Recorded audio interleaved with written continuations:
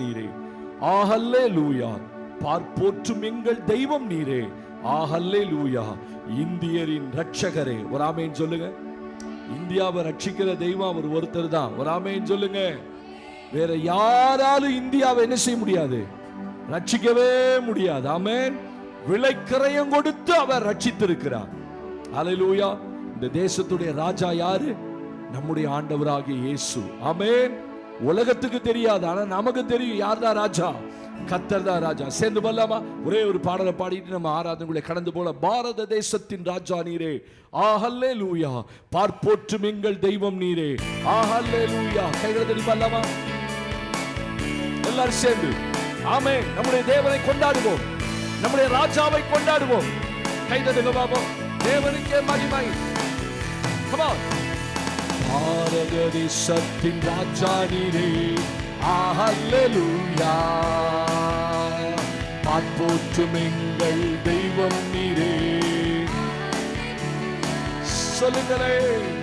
இந்திய தேசத்து ரட்சகரே. அல்லேலூயா. இந்தியர் எங்களை காப்பவரே. அல்லேலூயா.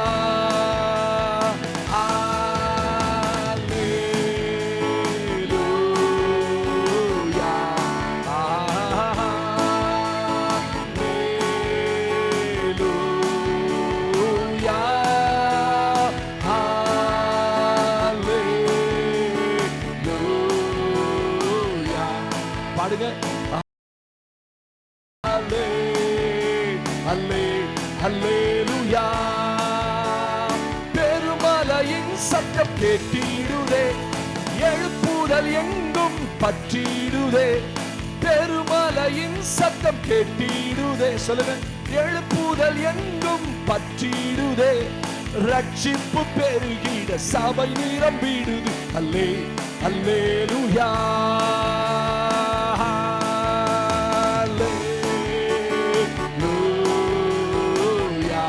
பாடுவோம். ஹல்லேலூயா.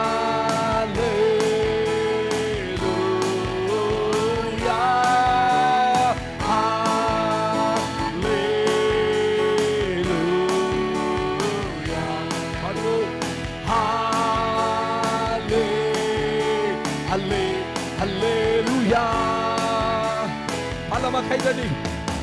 சாத்தானின் முகத்திரை கிழிந்திட்டதே, சாபங்கள் யாவும் தொலைந்திட்டதே. சாத்தானின் முகத்திரை கிழிந்திட்டதே, சாபங்கள் யாவும் தொலைந்திட்டதே. கர்த்தரே தெய்வம் என்று தேசமே கண்டது. அல்லேலூயா.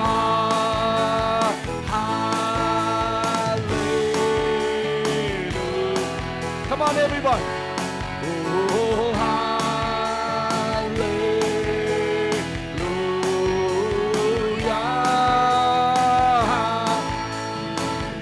சேர்ந்து சொல்லுங்க.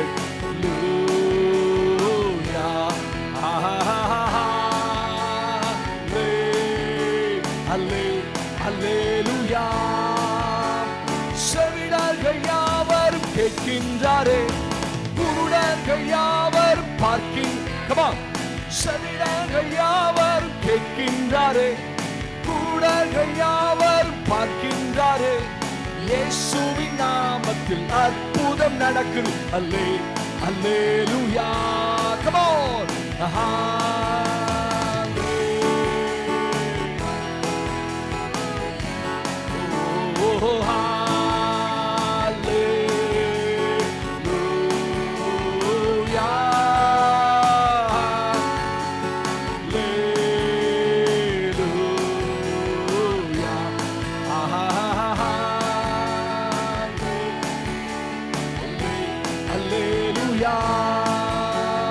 பாரத தேசத்து ராஜா நீரே. ஹல்லேலூயா. சொல்வோம். பார்ப்போற்றும் எங்கள் தெய்வம் நீரே. ஹல்லேலூயா. சொல்லுங்க. இந்திய தேசத்து ரட்சகரே. அல்லேலூயா. இந்தியர் எங்களை காப்பவரே.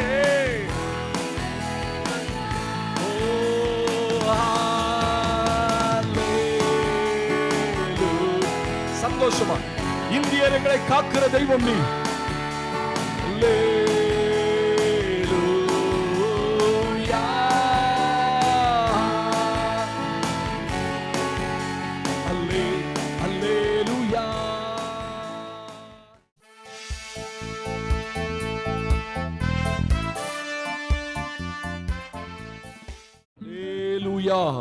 கர்த்தருடைய பரிசுத்த நாமம் மகிமைப்படுவதாக. இன்றைக்கு இந்தியா சுதந்திரம் அடைந்து கிட்டத்தட்ட 79வது சுதந்திர தினத்தை இந்த நாளிலே நாம் நினைவு கூர்ந்து கொண்டிருக்கிறோம். ஆமென்.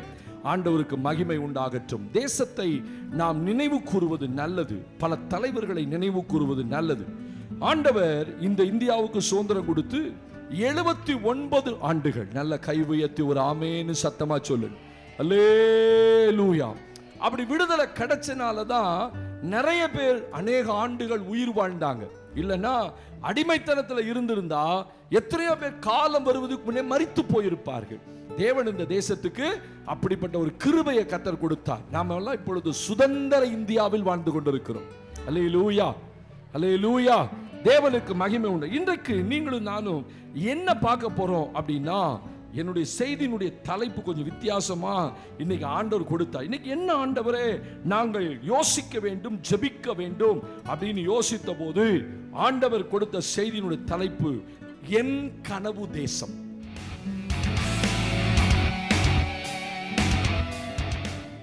ராமேன் சொல்லுங்க. என்ன தேசம்? என் கனவு தேசம். ஆமென் சொல்லுங்க பாப்போம். My dream land. என்ன பேச போறீங்க? ஒரு தேசம் எப்படி இருக்க வேண்டும்? ஸ்தோத்திரம். என் வீடு எப்படி இருக்கணும் அப்படின்னு நான் ஒரு கனவு வச்சிருக்கேன். என் வாழ்க்கை எப்படி இருக்க வேண்டும் நான் ஒரு கனவு வச்சிருக்கேன். வாழ முடியாவிட்டாலும் ஒரு கனவு இருக்கிறது. இருக்கா இல்லையா எல்லாத்துக்கும்? என் பிள்ளைங்க எப்படி இருக்கணும், என் குடும்பம் எப்படி இருக்கணும், என் வீடு இப்படி கட்டப்படணும், என் பிள்ளைகள் இந்த அந்தஸ்துல வரணும். அப்படி படுத்து கண்ணை மூடினா அப்படி கனவு உலகத்துல போயிருவோம். அப்படிதானே? ஸ்தோத்திரம். இன்னைக்கு இருக்கிற உலகம் ஒரு கனவு உலகம் இல்லையா? தலைவர்கள் எல்லாரும் சொல்ல கனவு காணுங்கள். அப்பதான் அட்லீஸ்ட் கனவு கண்டாலாவது தான் அந்த கனவை நோக்கி ஓடுவோம். இதை நம்ம அடையணும், இந்த வருஷம் இதை செய்யணும், இந்த வருஷம் இந்த காரியத்தை முடிக்கணும். கனவே இல்லாம, ட்ரீமே இல்லாம, ஸ்தோத்திரம், தரிசனமே இல்லாம ஒருத்தரும் ஒரு காரியத்தை அடைய முடியாது. அதனாலதான் இந்தியாவில் 5 ஆண்டு திட்டம், 10 ஆண்டு திட்டம் அப்படின்னு ஒரு திட்டம் போடுவாங்க. அப்படின்னா 5 வருஷத்துல இந்தியா இப்படி இருக்கணும், இத்தனை பாலங்கள் கட்டணும், இத்தனை மேம்பாலங்கள் கட்டணும், இத்தனை சிட்டிஸை உண்டாக்கணும், இத்தனை ஜனத்தொகையை இவ்வளவு கண்ட்ரோல் பண்ணணும், இந்த ஜனங்களுக்கு இந்த நன்மைகள் செய்யணும். 5 ஆண்டு திட்டம், 5 வருஷத்துக்கு செய்ய வேண்டிய திட்டத்தை போடுவாங்க. 10 ஆண்டு திட்டம், அதெல்லாம் அப்படி ஒரு திட்டங்கள் இருக்கு. அது போல நமக்கு ஒரு நம்ம ஜெபிக்கிற கர்த்தருடைய பிள்ளைகள். ஆமென் சொல்லுங்க பாப்போம். நல்ல கை உயர்த்தி ஒரு ஆமென் சொல்லுங்க. நாம எல்லாரும் தேசத்தை நேசிக்கிற ஜனங்கள். ஆமென் சொல்லுங்க. ஏன் அப்படின்னா நீங்களும் நானும் இயேசுவை நேசிக்கிறதுனால இந்த தேசத்தை நேசிக்கிறோம். ஆமென் சொல்லுங்க. அல்லேலூயா. ஆமா, தேசத்தை திட்டுவாங்க சிலர். என்ன போய் போய் இந்த தேசத்துல பிறந்திருக்கோமே. போன மே மாசம் நான் மலேசியா தேசத்துக்கு போகும்போது ஒரு மீட்டிங், திடீர்னு என்னை ஒரு மீட்டிங் கூப்பிட்டாங்க. அந்த பிரசங்கியார் அன்னைக்கு வரல. அவர் ஸ்ரீலங்கால இருந்து வர வேண்டிய ஒரு பிரசங்கியார். அவர் வர முடியாம போயிட்டு அந்த கூட்டத்துக்கு என்னை அழைத்தார்கள். அந்த அம்மா சொன்னது, இது உங்களுக்காக ஏற்படுத்தப்பட்ட கூட்டம் மாதிரி இருக்குப்பா சார், அவர் வர வேண்டிய கூட்டத்துக்கு உங்களை நாங்கள் கூப்பிட்டுருக்கோம். அந்த கூட்டத்துக்கு நான் கார்ல போயிட்டு இருக்கிறேன். அப்ப அந்த தேசத்து மனிதன் ஒருத்தன் வண்டி ஓட்டிட்டு வரேன். நான் கேட்டேன், உங்க தேசம் எப்படி இருக்குப்பா? ரொம்ப ஆசீர்வாதமான தேசம், எங்க இந்தியாவை காட்டிலும் மலேசியா ரொம்ப அட போங்க சார். ஆமென் சொல்லுங்க பாப்போம். அல்லேலூயா. சொல்ல அட போங்க சார். திருப்தி இல்லாத ஒரு மனிதனை போல. ஏன் அப்படின்னு, உங்களுக்கு என்ன சார் மலேசியா பார்த்து நீங்க ஆச்சரியப்படுறீங்க, நாங்கெல்லாம் பக்கத்துல இருக்க சிங்கப்பூரை பார்த்து ஆச்சரியப்படுறோம். அங்க பாருங்க ஜனங்க எப்படி இருக்காங்க, அங்க பாருங்க அந்த நாடு எப்படி இருக்கு, அங்க பாருங்க அந்த ஜனங்களா எப்படி வாழ்றாங்க, எவ்வளவு அழகா அந்த அரசாங்கம் அவங்களை நடத்துகிறது. போய் நான் போய் மலேசியாவில் இருக்கிறத காட்டிலும் சிங்கப்பூர் போயிரு. இப்ப நீங்கள் நான் என்ன சொல்லுவோம், போய் இந்தியாவில் பிறந்திருக்கோம், ஒரு மலேசியா போயிருந்தா நல்லா இருக்கும், ஒரு சிங்கப்பூர் போயிருந்தா நல்லா இருக்கும். ஆமாவா இல்லையா?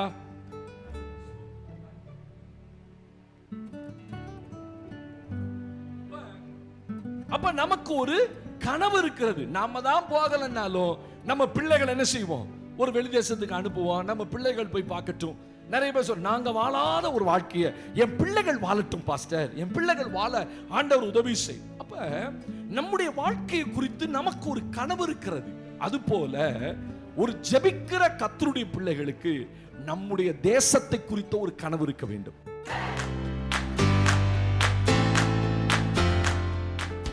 நல்ல கை உயர்த்தி ஒரு ஆமென் சொல்லுங்க.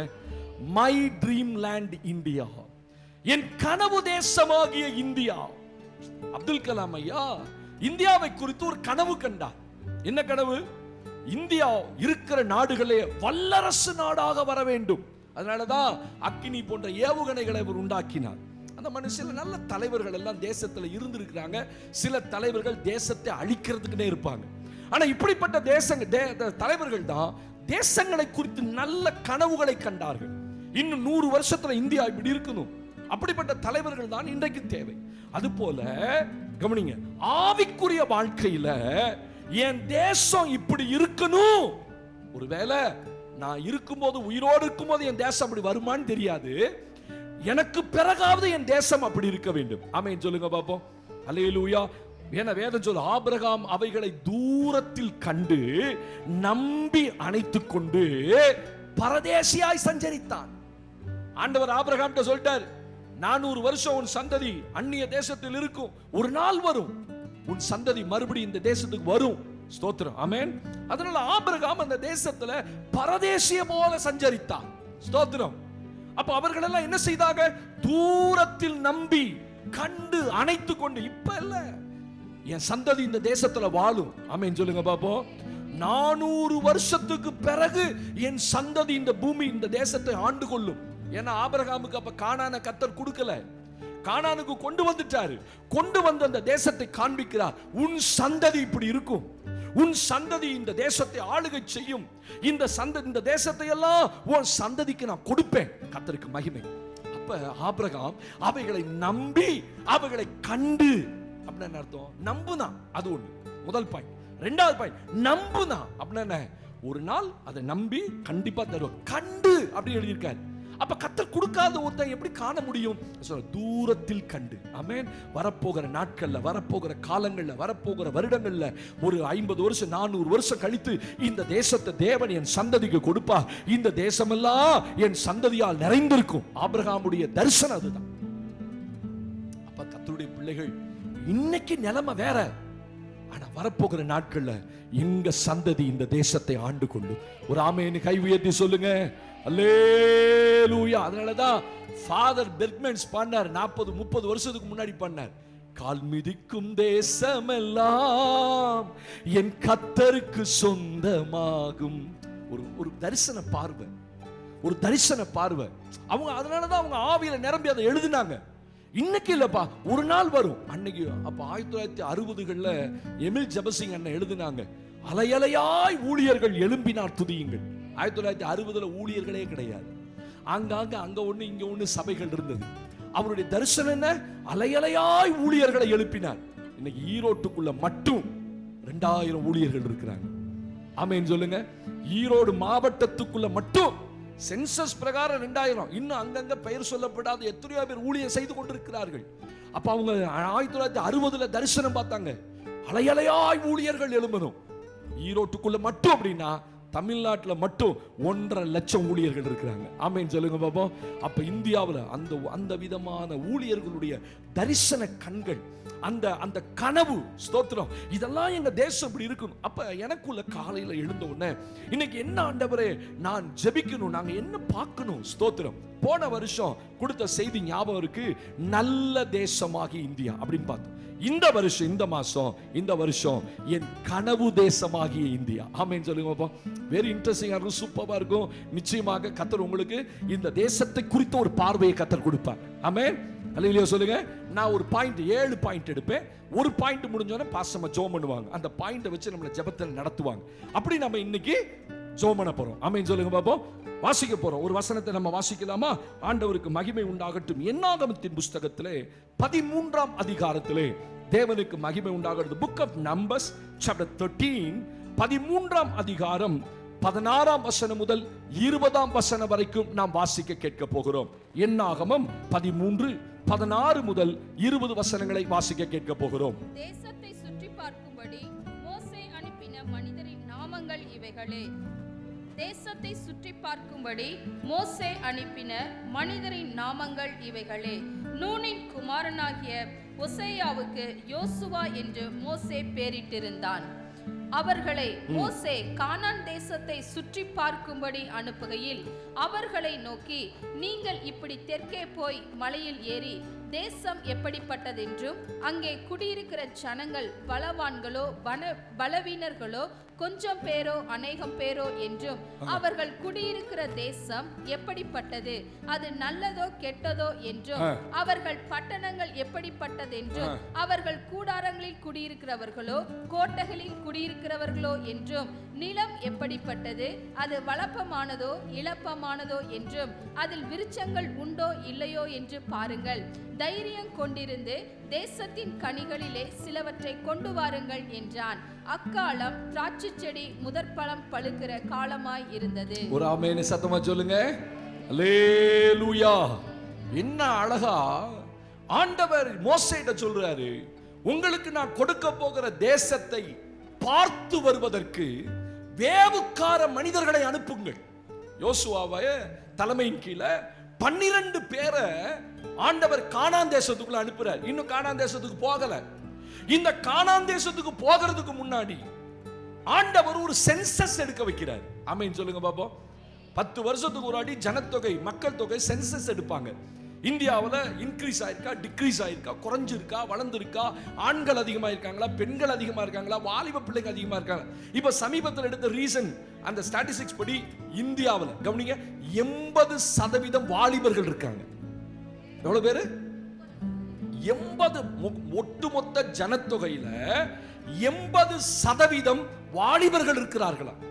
அதனாலதான் எல்லா அட்வர்டைஸ்மெண்ட்டையும் பாருங்க, டிவியில எல்லா வாலிபர்களுக்கான அட்வர்டைஸ்மெண்டா வரும்.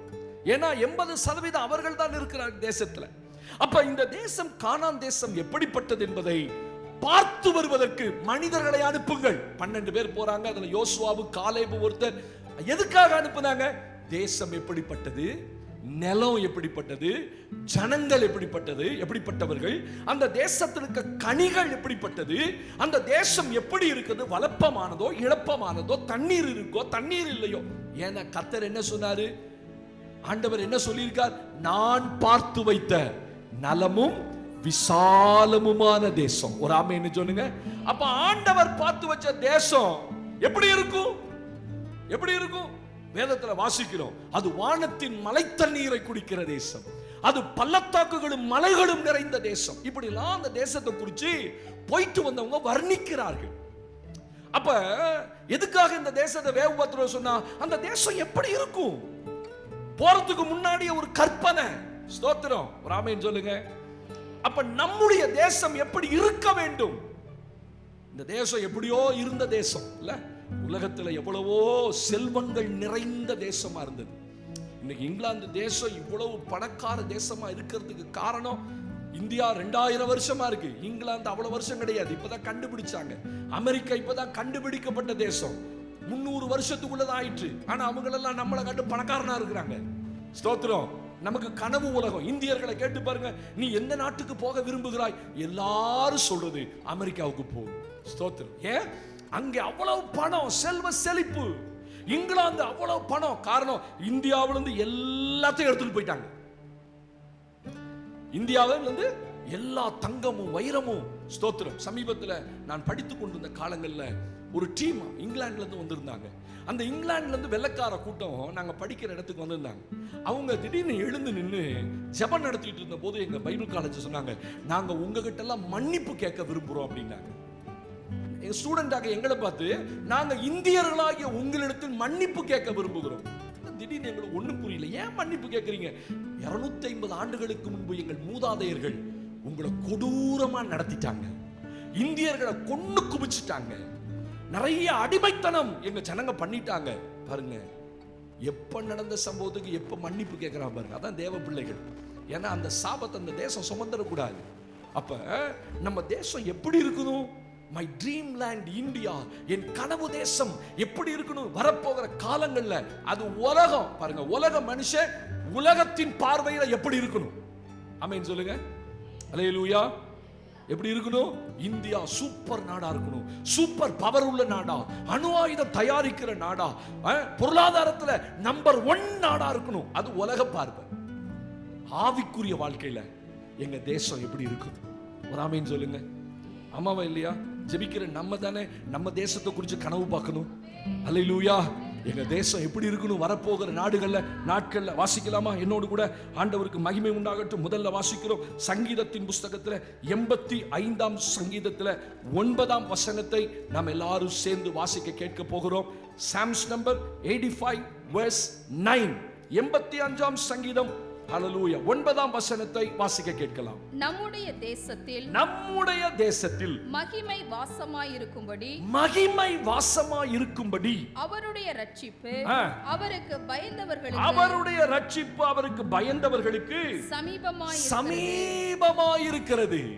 கவனிங்க போது சங்கீதக்காரன் தீர்க்க தரிசனமாய் சொல்லுகிற ஒரு வார்த்தை இந்த 9ஆம் வசனத்துல, நம்முடைய தேசத்தில். ஒரு கை உயர்த்தி ஒரு ஆமென் சொல்லு.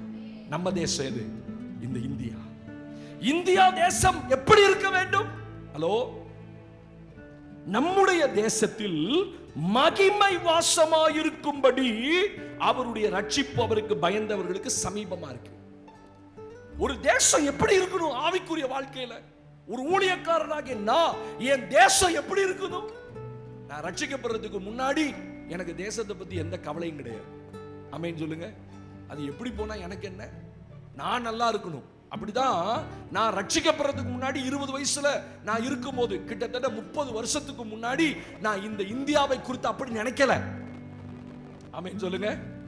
இப்ப நான் ஊழியக்காரனா, தேவனை அறிந்தவனா, இப்ப வேதாகமத்தை படிக்கிறவனா, இப்ப நான் தேவனை நேசிக்கிறவனா இருக்கிற, என் தேசமாகி இந்தியாவை நேசிக்கிறவனா இருக்கிறேன்னா, என் தேசம் எப்படி இருக்கும் நம்புறேன், நினைக்கிறேன்னா, தேசத்துல தேவனுடைய மகிமை நிறைஞ்சிருக்க.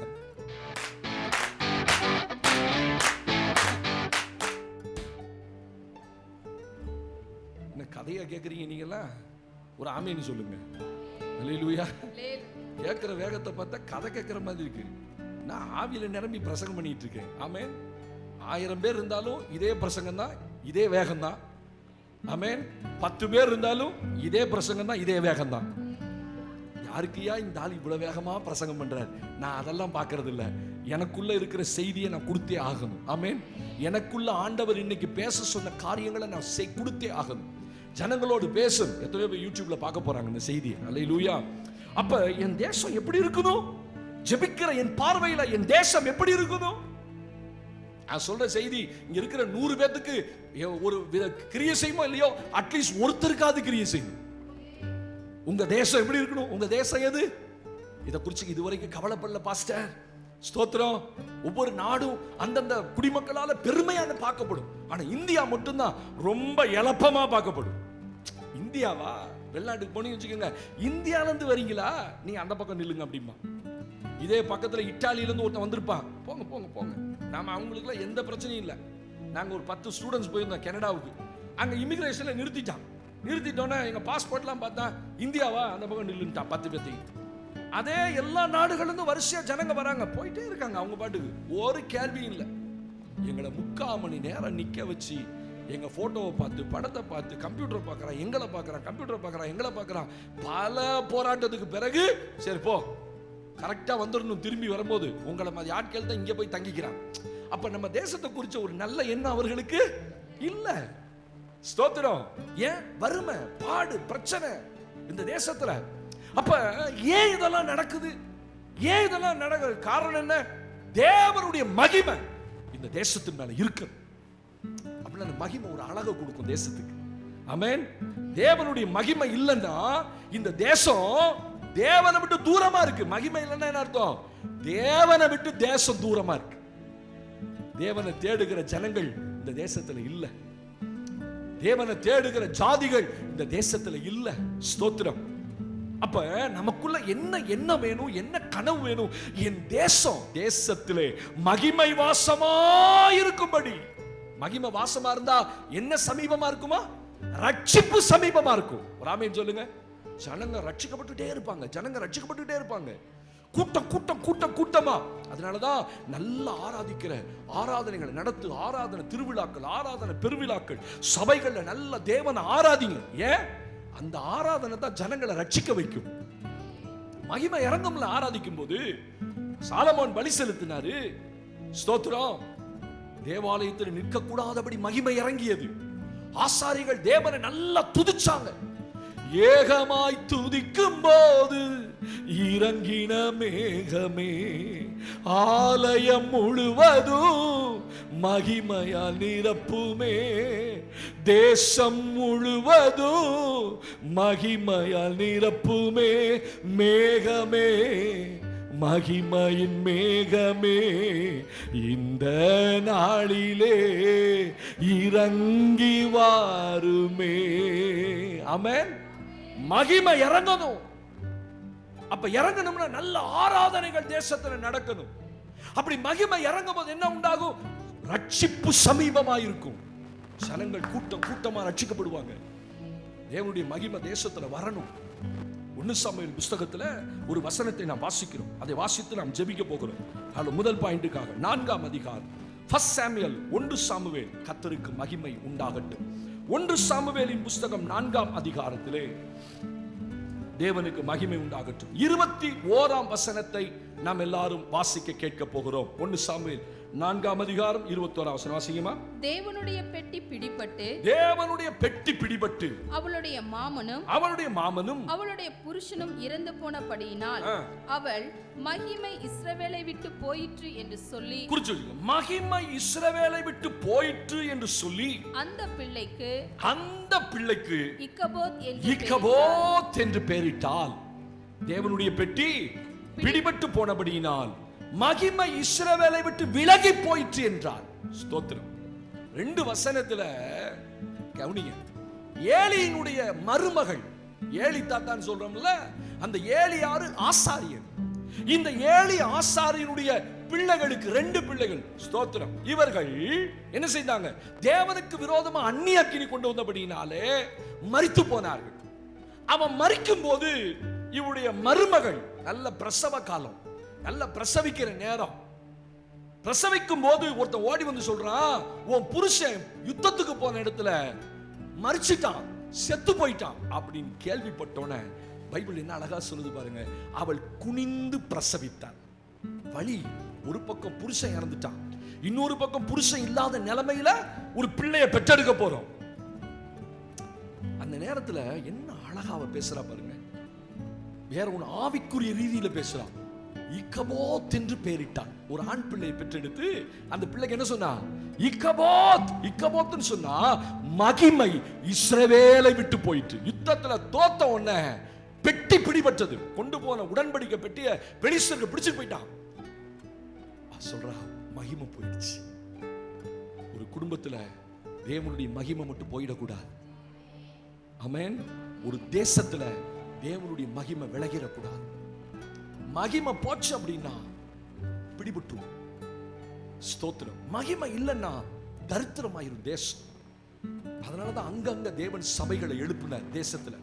ஏன்? அவருடைய மகிமையை கொண்டு வரதுக்கு ஒண்ணே சபை மட்டும்தான். அங்கங்க கர்த்தரை பாடி ஆராதிக்கும் போது தேவனை இழந்து போன மகிமையை எப்படி திரும்பி கொண்டு வர முடியும்? இப்ப மகிமை தேசத்தை விட்டு போயிருச்சு. என்ன விக்கிரகம் ஒரு காலத்துல இந்த தேசத்தை ஆளுகை செய்து கொண்டது, இருள் தேசத்துல இருந்தது. இதெல்லாம் போகணும்னா கர்த்தர் ஒண்ணே செஞ்சார்.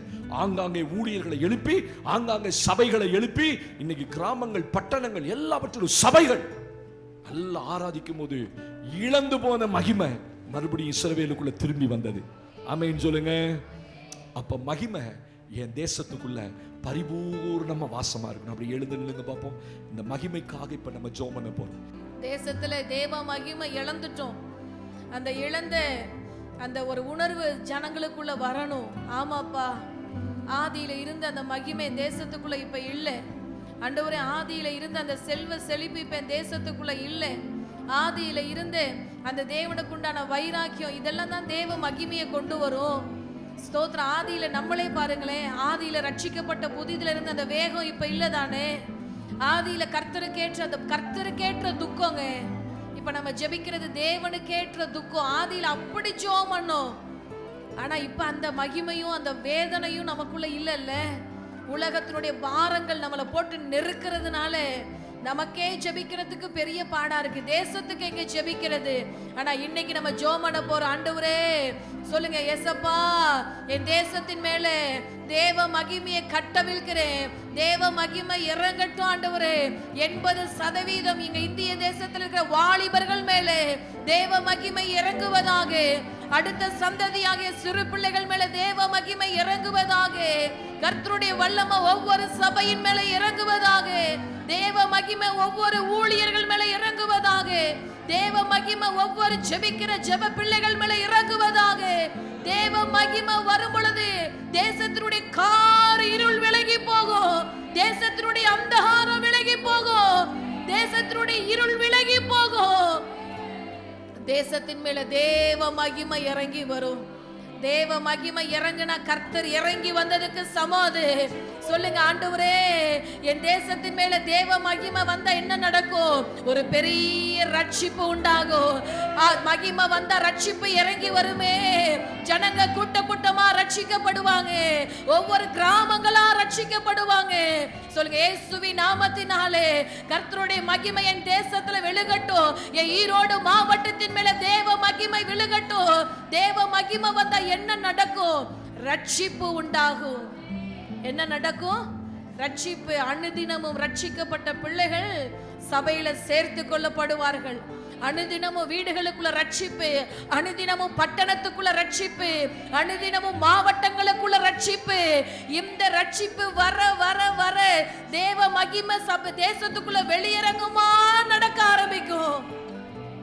அந்த தேசத்துல, நம்ம ஈரோடு மாவட்டத்துல, நம்ம இந்திய தேசத்துல தேவ மகிமையை கட்டவிழ்த்து கர்த்தருடைய ரட்சிப்பு, விலையேற பெற்ற ரட்சிப்பு, அந்த மகிமை நம்ம பட்டணத்துக்குள்ளேயும் மாவட்டங்களுக்குள்ளேயும் கொண்டு வரும்படியாக ஒருவர் ஜெபிப்போம். கனவு தேசமாகிய இந்தியா, முதல்ல தேசத்துல என்ன இருக்கணும்? என்ன இப்படி ஆயிட்டீங்க? என் கனவு பிரசங்கம் அது. ஆமென் சொல்லுங்க. ஆமா, நான் ஒரு பெரிய தரிசனத்தோட கனவோட பிரசங்கம் பண்ணிட்டு இருக்கிறேன். எங்க தேசம் எப்படி இருக்கணும்? இது மற்றவங்களுக்கு சொன்னா புரியாது. இது ஜெபிக்கிற தேவ பிள்ளைகளுக்கு மட்டும்தான் அந்த ரகசியம் புரியும். எங்க தேசத்து மேல குறையாத ஒரு மகிமையை கர்த்தர் வைக்கணும். கரங்களை தட்டி தேவனை மகிமைப்படுத்துவோமா? ஆமென், ஆமென். தேவனே, இந்த தேசத்துல இதுவரைக்கும் இல்லாத ஒரு மகிமையை எங்கள் பலிபீடங்களிலும், எங்கள் திருச்சபைகளிலும், எங்கள் தேசத்திலும், எங்கள் தலைவர்கள் மேலும் ஆண்டவர் இந்த தேசத்திற்கு ஒவ்வொருவர் மேலும் இறங்கி வருவதாக. போன மகிமை திரும்பி வரணும். எப்ப வந்துச்சு? ஏலியின் காலத்துல போன மகிமை எப்ப வந்துச்சு? தாவீதின் நாட்களிலே பெட்டியை மறுபடியும் எருசலேமுக்குள்ள கொண்டு வந்த போது பெட்டி போனது, மகிமை போனது. பெட்டி வந்தது, மகிமை திரும்ப வந்தது. அல்லேலூயா. இன்னைக்கு அதனாலதான் ஆராதனைகள், அதுதான் பெட்டி, தேவ பிரசன்னம், அதுதான் தேவ மகிமையை திரும்பி கொண்டு ஒரு தேசத்துக்குள்ள. அல்லேலூயா. இரண்டாவது, இந்த கனவு தேசமாகிய இந்த தேசத்துல என்ன இருக்கணும்? எப்படிப்பட்ட தேசமா இருக்கணும் அப்படின்னா, ஏசாயா 9ஆம் அதிகாரத்துல, the book of Isaiah chapter 9 verse 2, 9ஆம் அதிகாரத்திலே ஏசாயா தீர்க்கதரிசன புத்தகம் 9ஆம் அதிகாரத்தை எடுத்துக்கொள்ளுங்கள். அதுல 2ஆம் வசனத்தை நாம் வாசிக்க கேட்க போகிறோம். வாசிங்கம்மா. இருளில் நடக்கிற ஜனங்கள் பெரிய வெளிச்சத்தை கண்டார்கள். பெரிய வெளிச்சத்தை கண்டார்கள். மரண இருளின் தேசத்தில் குடியிருக்கிற, நல்ல கவனிங்க. மரண இருளின் தேசத்தில் குடியிருக்கிறவர்களின் மேல் வெளிச்சம் பிரகாசித்தது. தேவனுக்கு மகிமை. இங்க ஒரு தேசத்தை குறித்து ஏசாயா தீர்க்கதரிசி பேசுறார். இந்த ஏசாயா தீர்க்கதரிசி சொல்லும்போது 2ஆம் வசனத்துல இருளில் நடக்கிற ஜனங்கள் பெரிய வெளிச்சத்தை கண்டார்கள்.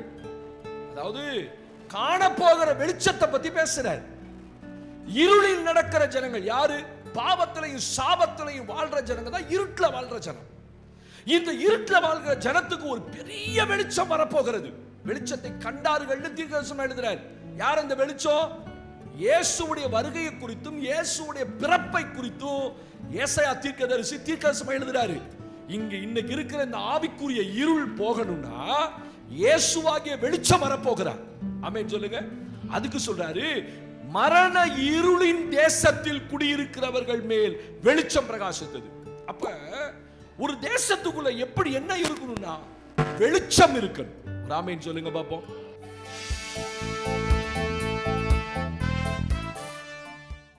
என்ன இருக்கணும்? யார் அந்த வெளிச்சம்? இயேசுதான் அந்த வெளிச்சம். ஏன் அந்த வெளிச்சம் வரணும் இன்னைக்கு தேசத்துல? மரண இருளின் தேசம். இது என்ன தேசம் சொல்லுங்க? இது எப்படிப்பட்ட தேசம்?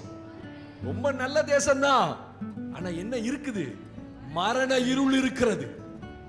மரண இருள் இருக்கிற வரைக்கும் ஆண்டவருடைய வெளிச்சம் உள்ள வர முடியல.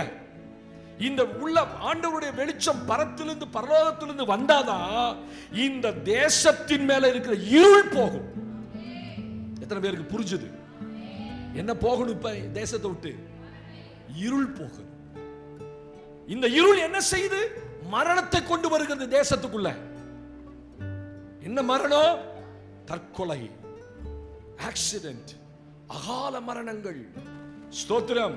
கூட்டம் கூட்டமா சுட்டு கொள்ளு, கூட்டம் கூட்டமா மதத்துக்காக கொள்ளு, சபைகள் அடி ஒட்ட, கிறிஸ்தவனை பார்த்தா வெட்டு. ஸ்தோத்திரம். இப்படிப்பட்ட தேசத்துல மரண இருள். ஆனா நல்ல தேசம். ஆமென் சொல்லுங்க. நல்ல ஜனங்கள். ஆமென். யாரோ ஒரு சிலரை பிசாசு ஆதிக்கத்தின் கீழே வைத்துக் கொண்டு இந்த தேசத்துக்குள்ள எப்படியாவது இருளை கொண்டு வரணும். மறுபடியும் இந்த இருளின் ஆதிக்கங்கள் யாரு? பிசாசு. அப்ப இருள் தேசத்தை மூடி இருக்கிறது. இந்த இருள் போகணும்னா வெளிச்சமாகிய இயேசு வரணும். அதனாலதான் மரண இருளின் திசையில குடியிருக்கிற ஜனங்கள் வெளிச்சத்தை கண்டார்கள். இந்த தேசத்துக்குள்ள இருள் போகணும்னா, இருள் போனாதான் மரணங்கள் தேசத்தை விட்டு போகும். ஜனங்க வாழணும், ஜனங்க சந்தோஷமா இருக்கணும், ஜனங்க கொஞ்ச காலம் உயிரோட வாழணும். வியாதியை கொண்டு வரான். இந்தியாவில் ஏகப்பட்ட வியாதிகள், கொள்ளை நோய்கள், இதெல்லாம் இருள். அப்ப இந்த தேசம் பாதுகாக்கப்படணும். இந்த தேசத்துக்குள்ள தேவனுடைய வெளிச்சம் தங்கி இருக்கணும். ஆமென். அல்லேலூயா. தேவனுடைய வெளிச்சம் என்பது வசனம். வசனம் பிரசங்கிக்கப்படணும். வசனம் மூல முடுக்கலாம் போகணும். வசனம் எல்லா வீடுகளுக்குள்ளும் போகணும். எல்லா மனுஷருக்குள்ள வசனம் போகணும். கடைசி நாட்களிலே பர்வதங்களின் மேலே தேவனுடைய வசனம் மலை எருசலேம் மலைகள்ல இருந்து வெளிப்படுமா. உலகம் முழுசு எருசலேம் தான் வசனம் போகுமா. வசனம் போகணும். இந்த பகுதியில கர்த்தர் ஏன் இந்த சபையை வச்சாரு? இந்த பகுதியில இந்த வசனம் பிரசங்கிக்கப்படணும். இந்த வசனம் உங்களுக்கு மட்டும் இல்ல, ஆவியில் அநேகருக்கு இந்த வசனம் செலுத்தப்படுகிறது, கொண்டு போகப்படுகிறது. இந்த பகுதி முழுவதையும் வசனத்தில் நிரப்பணும். அப்ப தேசத்துக்குள்ள வெளிச்சம் வரணும்னா வெளிச்சமாகிய வசனம் இருளாகிய பிசாசம் மேற்கொள்ளும். வேற ஒன்றும் இந்த தேசத்திற்கு இருளை மேற்கொள்ளவே முடியாது. ஆமென். அப்ப மரண இருளில் இருக்கிற தேசத்துக்குள்ள இருக்கிற ஜனங்கள் வெளிச்சம் பார்க்கணும்னா வெளிச்சமாகிய இயேசு உள்ள வரணும். அல்லேலூயா. அது அந்த தேசத்துக்குள்ள இருள் போச்சுன்னா மரணம் போயிரும், தற்கொலைகள் போயிரும், அகால மரணங்கள் போயிரும், கூட்ட கூட்டமா வெற்றது போயிடும். ஸ்தோத்திரம். மதத்துக்காக கொலை செய்யப்படுவது நிறுத்தப்படும். ஸ்தோத்திரம். இந்த கொலைகள் எல்லாம் எதனால நடக்குது? இருளின் ஆவிகள் தேசத்துல இருக்கிறனால. அப்படியே எழுந்து பார்ப்போம். ஸ்தோத்திரம், ஸ்தோத்திரம் ஆண்டவரே. நாங்க கேட்டு ஆண்டவரே, என்னுடைய கனவு இந்தியா, என்னுடைய கனவு இந்தியாவில் ஆண்டவரே ஸ்தோத்திரம் அப்பா இருக்கக்கூடிய ரெண்டாவது ஆண்டவரே ஸ்தோத்திரம் காரியம் மரண இருள். ஹல்லேலூயா. இருட்டில் இருக்கிற ஜனங்கள் பெரிய வெளிச்சத்தை காணணும்னா ஸ்தோத்திரம் இயேசுதான் அந்த வெளிச்சம் இல்லையா? கர்த்தருடைய வாயிலிருந்து புறப்படுகிற வார்த்தை தான் வெளிச்சம். அந்த வெளிச்சத்தை இந்த ஜனங்க காணணும். காணக்கூடாதபடிக்கு இந்த இருட்டு மரண இருள் என்ன பண்ணிருக்குன்னா ஜனங்களை கொத்து கொத்தா இந்த தேசத்துல இருந்து அழித்து கொண்டு இருக்கு. ஆண்டவரை பார்த்து ஜெபிக்க போகிறோம். ஆண்டவர் ஏன்னா வருஷத்துக்கு ஒரு முறை இன்னும் இந்த தேசத்துக்காக ஜெபிக்கிறதுக்கு அடுத்த ஆகஸ்ட் 15 வரைக்கும் நம்ம காத்திருக்கணும். சில மணி நேரங்கள் நம்ம ஜெபிக்க போகிறோம் இல்லையா? ஆண்டவர்கிட்ட சொல்லுங்க, ஆண்டவரே நான் வாழுகிற என்னுடைய ஈரோடு மாவட்டத்துக்காக, நான் இருக்கிற தமிழ்நாடுக்காக, என்னுடைய இந்தியாவில் இருக்கக்கூடிய ஜனங்களுடைய ஆண்டவரே ஸ்தோத்திரம் இருள் விலகணும். அது எப்படிப்பட்ட இருள்னா மரண இருள். ஹல்லேலூயா. ஸ்தோத்திரம். சங்கீதக்காரனாகிய தாவீது சொல்லுகிறார், நான் மரண இருளின் பள்ளத்தாக்கில் நடந்தாலும் பொல்லாப்புக்கு பயப்படேன், காரணம் தேவரீர் என்னோடு கூட இருக்கிறீர். இந்த நம்பிக்கை இந்த தேசத்துல வாழுகிற பிள்ளைகளுக்கு இல்ல. தேவ ஜனமே, எல்லாத்துக்கும் பயப்படுறாங்க. வியாதியினால மரணம் வருகிறது, வன்முறையினால மரணம் வருகிறது, தீவிரவாதிகளுடைய தாக்குதலினால மரணம் வருகிறது, இயற்கை பேரழிவுகளினால மரணம் வருகிறது, அகோர விபத்துகளினால மரணம் வருகிறது, கடன் என்கிற தொல்லையினால மரணம் வருகிறது, குடும்ப பிரச்சனையினால மரணம் வருகிறது. இப்படிப்பட்ட ஸ்தோத்திரம் பல காரியங்களினால வியாதியினுடைய கொடுமை தாங்காம ஜனங்க மறைத்து கொண்டிருக்கிறார்கள். இப்படிப்பட்டவர்களுடைய கண்கள் வெளிச்சத்தை காணணும்னா கர்த்தருடைய வார்த்தை ஒவ்வொரு மூல முடுக்களையும் சொல்லப்படணும். இயேசு ஜீவிக்கிறவர், இயேசு சுகமாக்குகிறவர், இயேசு கடனை மாற்றுகிறவர், இயேசு தேவைகளை சந்திக்கிறவர் என்று இயேசுவே தெய்வம் என்ற முழக்கம் ஒவ்வொரு பட்டி தொட்டிகளிலும் அறிவிக்கப்படும் பொழுது ஜனங்க இருளிலிருந்து வெளியில வருவாங்க. ஹல்லேலூயா.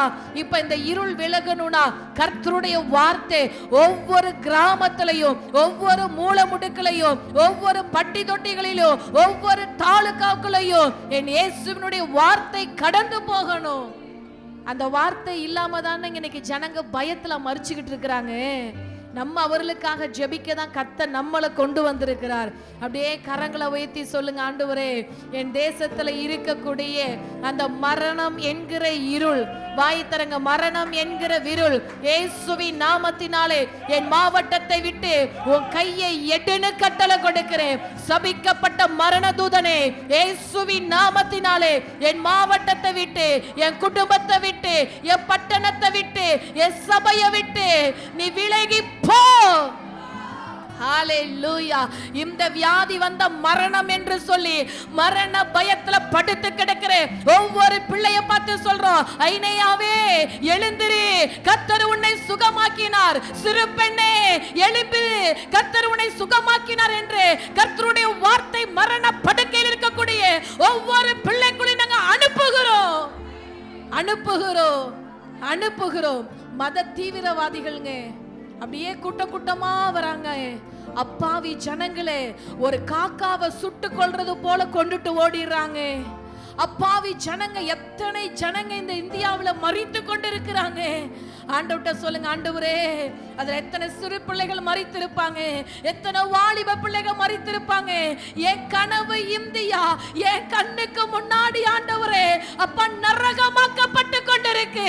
என் கனவு இந்தியா ஆண்டவரே அறியாமையில் உள்ள ஜனங்களுடைய ரத்தம் சிந்தப்பட்டு கொண்டிருக்கு.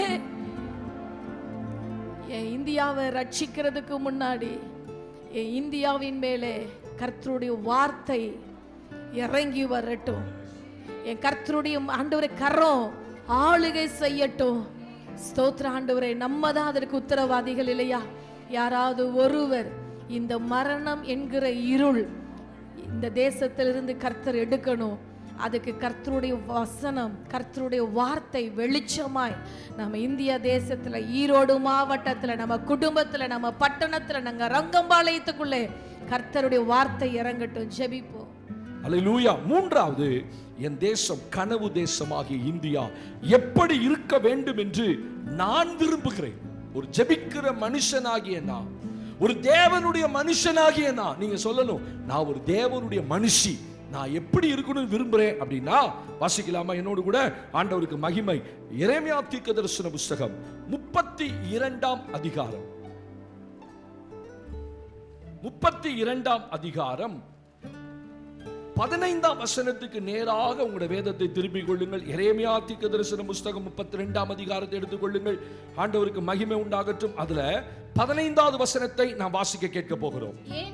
ஏனெனில் இனி இந்த தேசத்தில் வீடுகளும் நிலங்களும் திராட்சை தோட்டங்களும் கொல்லப்படும் என்று இஸ்ரவேலின் தேவனாகிய கர்த்தர் சொல்லுகிறார் என்றேன். ஒரு ஆமென் சொல்லுங்க பாப்போம்.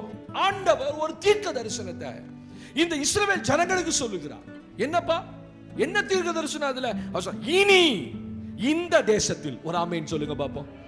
என் தேசம், என் இந்தியா, ஜெபிக்கிறேன் தான் சொல்லுங்க. என் தேசம். எங்கேயோ இருக்கிற ஒரு மனுஷன் என் தேசம்ன்றான். நான் கனடா போயிருக்கும் போது ஒரு சபைக்கு போயிருக்கேன், என்னை கூட்டு போயிருக்காங்க. அந்த சபைக்கு உள்ள சாயந்தரம் ஒரு 6:30 இருக்கும். நான் போறேன். ஒரு சின்ன ரூம், ஒரு பெரிய சபை. அந்த ஒரு சின்ன ரூம்ல ஒரு 30 பேர் உட்கார்ந்து ஜெபித்து கொண்டிருக்கிறாங்க. அவங்க எல்லாம் யாருன்னா பிலிப்பைன்ஸ் தேசத்திலிருந்து கனடாவுக்கு போனவங்க. அந்த பிலிப்பைன்ஸ் தேசத்திலிருந்து வந்தவங்களுக்காக ஒரு சபை. அந்த ஜனங்க உள்ள உட்கார்ந்து நாம் போற நேரத்துல இந்தியாவுக்காக ஜெபித்துக் கொண்டிருக்கிறார்கள்.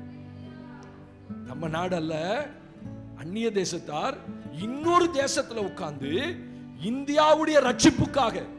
நான் போனோன்னா அவங்களுக்கு ரொம்ப சந்தோஷம். அவங்க சொல்றாங்க, நான் எதிர்பார்க்கவே இல்லை இந்தியாவில இருந்து ஒரு மனுஷன் வருவாருன்னு. நாங்க இந்தியாவுக்காக இப்பதான் ஜெபம் பண்ணிட்டு இருக்கிறோம்.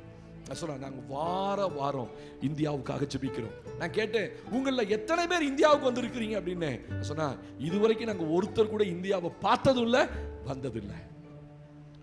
ஒரு மனுஷனுக்கு ஆண்டவர் இருதயத்தை கொடுத்து இந்த தேசம் இப்படி இருக்கணும்னு அவங்க ஜெபம் பண்றாங்க.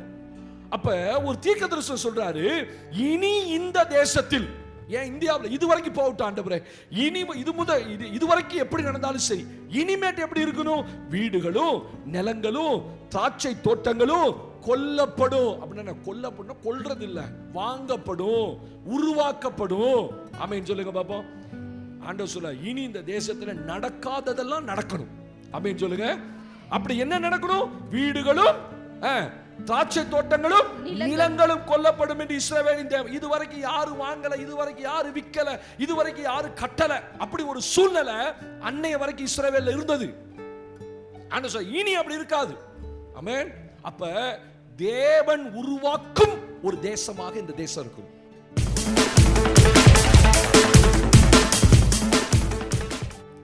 தேவன் உருவாக்குகிற தேசம் அல்ல, மனுஷன் உருவாக்குகிற ஒரு தேசம் எப்படி இருக்கும்? நீங்க இப்ப துபாயில ஒரு கனவு உலகம் ஒன்று கட்டப்படுகிறது. இதுவரைக்கும் துபாய்னாலே ரொம்ப அழகான தேசம் இல்ல, ஸ்தோத்திரம். ஆனா இப்ப ஒரு பட்டணம் அதுக்குள்ள கட்டுறாங்க. ஒரே ஸ்ட்ரெயிட் லைனா பல கிலோமீட்டருக்கு, எத்தனையோ 20-25 கிலோமீட்டரோ ஒரே ஸ்ட்ரெயிட் லைனா இதுவரைக்கும் இல்லாத வனாந்திரத்துல மணல் பரப்புல ஒரு பட்டணத்தை, உலகத்திலே லேட்டஸ்டான ஒரு பட்டணம் கட்டிட்டு இருக்கிறான். எத்தனையோ லட்சம் கோடி ரூபாய் போட்டு கட்டுறான். அதுக்குள்ள உள்ள போயிட்டீங்கன்னா நீங்க ஒரு பரலோகத்துல இருக்க மாதிரி, சொர்க்கத்துல இருக்க மாதிரி பார்க்கணுமா. அதான் அவங்களுடைய திட்டம், கனவு திட்டத்தை உருவாக்குகிறார்கள். அப்ப நம்ம தேசம் எப்படி இருக்கணும் அப்படின்னா, நிலங்களும் திராட்சை தோட்டங்களும் வீடுகளும் அப்ப தேவன் இல்லாத ஒன்றை ஒரு இடத்துல உருவாக்குகிறார். இதுவரைக்கும் இல்ல, ஆனா இனி இப்படி இருக்கும் அப்படின்னா அது தேவனே இடைப்பட்டு செய்கிற ஒரு காரியம். அப்ப தேவன் இந்த தேசத்துல ஒரு காரியத்தை கட்டமைக்கணும், உருவாக்கணும். என்னத்தை உருவாக்கணும்? பல காரியங்கள் கொண்டு வந்தா என்னால வாசிக்க முடியல. தேவன் தேசத்துல சமாதானத்தை உருவாக்கணும். அது தேவன் தான் செய்ய முடியும். ஆட்சியாளர்களால செய்ய முடியாது, அரசாங்கத்தால செய்ய முடியாது, ராணுவத்தால செய்ய முடியாது, அரசியல் தலைவர்களால செய்ய முடியாது. தேவன் உருவாக்குகிற ஒரு தேசம். இதுவரைக்கும் இல்லப்பா, இனிமேட்டு வீடுகள் வரும், நிலங்கள் வரும், அதெல்லாம் கொல்லுவார்கள் அப்படின்னா வாங்குவாங்க, நிறைய விற்பாங்க. இஸ்ரவேலர்கள் இழந்து போனது எல்லாத்தையும் வாங்குவாங்க அப்படின்னா தேவன் உருவாக்குகிற ஒரு இடம். கர்த்தர் தான் இதை செய்ய முடியும். அப்ப தேவன் சமாதானத்தை தேசத்தை நினைச்சணும், உண்டாக்கணும். எப்ப என்ன நடக்கும் இந்த தேசத்துல தெரியல, எங்க என்ன ஷூட்டிங் நடக்கும் தெரியாது, ஸ்தோத்திரம். எங்க எப்ப யார் சாவா தெரியாது. பாதுகாப்பற்ற ஒரு தேசம், சமாதானம் இல்லாத ஒரு தேசம். ஆமென் சொல்லுங்க பாப்போம். லேவியராகமம் 26:6 சமாதானத்தை பற்றி சொல்லுகிறார். நான் வாசிக்க வேண்டாம். சகரியா 3:4 அக்கிரமம் இல்லாத தேசம். ஒரு ஆமென் சொல்லுங்க பாப்போம். சகரியா 13:2 விக்கிரகங்கள் இல்லாத ஒரு தேசம். உபாகமம் 19:10 இரத்த பலிகள் இல்லாத தேசம். இந்த தேசம் எப்படி இருக்கணும்? தேவன் கட்டமைக்கும் போது, இதுவரைக்கும் மனுஷன் கட்டமைச்சதுல எல்லாம் இருந்தது. விக்கிரங்கள் இருந்தது, ரத்த பலிகள் இருந்தது, அக்கிரமங்கள் இருந்தது, ஸ்தோத்திரம், பாவங்கள் நிறைந்த தேசமா இருந்தது. இப்ப தேசத்தை தேவன் புதிதாக்கணும். அந்த புதிதாக்குகிற தேசத்துல என் கனவு என்ன? தேவன் தேசத்தை புதிதாக்கணும், தேவன் தேசத்தை நிர்மாணிக்கணும், தேவன் தேசத்தை கட்டமைக்கணும்.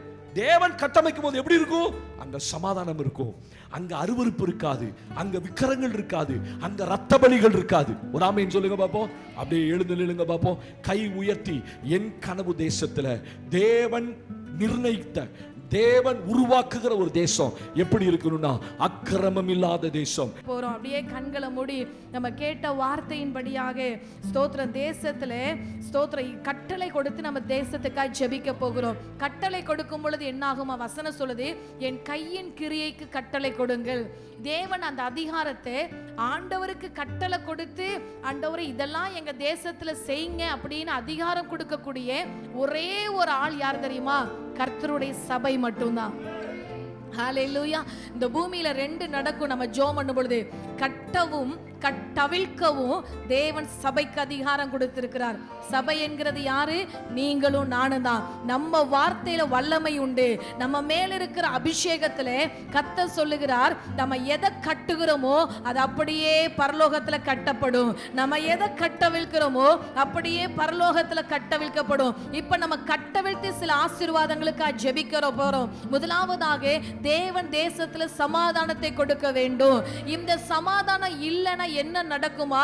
தேசம் பாழாய் போகும், தேசம் சீர்கெட்டு போகும், தேசம் அழிந்து போகும், தேசத்தில் உள்ள ஜனங்க மிருகமா நடந்து கொள்ளுவாங்க, தேசத்துல தேவ அன்பு இருக்காது, தேசத்துல கர்த்தருடைய கரம் இருக்காது. அப்ப ஜனங்கள்லாம் மிருகத்தனமாயிருவாங்க. ஜனங்களுக்குள்ள அன்பு இருக்காது, குடும்பங்களுக்குள்ள அன்பு இருக்காது, சபைக்குள்ள அன்பு இருக்காது. அன்பு இல்லைன்னா தேவன் அறிய முடியாது. அப்ப தேசத்தினுடைய சமாதானத்துக்காக கரங்களை உயர்த்தி சொல்லுங்க, ஆண்டவரே என் தேசத்துக்குள்ள நான் சமாதானத்தை கட்டவிழ்க்கிறேன். இயேசுவின் நாமத்தினாலே கர்த்தருடைய சமாதானம் உண்டாகட்டும்.